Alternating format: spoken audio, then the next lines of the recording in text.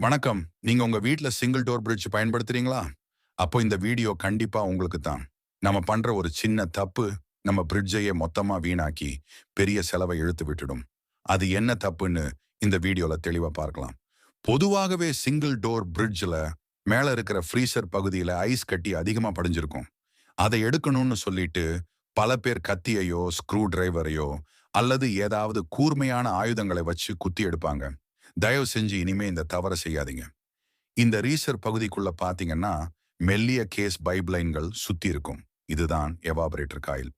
இந்த குழாய்கள் வழியாதான் கேஸ் சுழற்சியாகி நமக்கு அந்த குளிரூட்டும் தன்மை கிடைக்குது. நீங்க கத்தியால குத்தும் போது இந்த பைப்ல ஓட்ட விழுந்து உள்ள இருக்கிற கேஸ் எல்லாம் வெளியே போயிடும். கேஸ் லீக் ஆகிட்டா என்ன ஆகும்? உங்க பிரிட்ஜ் கூலிங் ஆகாது.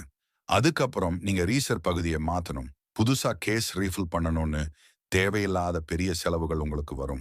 ஒரு சின்ன கவனக்குறைவு உங்க பர்ஸையே காலி பண்ணிடும்.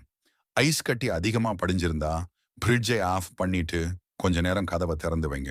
அல்லது பிரிட்ஜில் இருக்கிற டிஃப்ராஸ்ட் பட்டனை யூஸ் பண்ணுங்க. இதுதான் பாதுகாப்பான முறை. கூர்மையான ஆயுதங்களை வச்சு ஐஸ் எடுக்க முயற்சி செய்யாதீங்க. இந்த விஷயம் உங்களுக்கு பயனுள்ளதா இருந்தா உங்க நண்பர்களுக்கும் ஷேர் பண்ணுங்க. இது போன்ற பயனுள்ள தகவல்களுக்கு நம்ம சேனலை சப்ஸ்கிரைப் பண்ணுங்க. உங்க வீட்ல பிரிட்ஜ் பழுது ஏதாவது இருந்தா வி ஆர் பெஸ்ட் சர்வீஸுக்கு மறக்காம கூப்பிடுங்க. அடுத்த வீடியோல பார்க்கலாம்.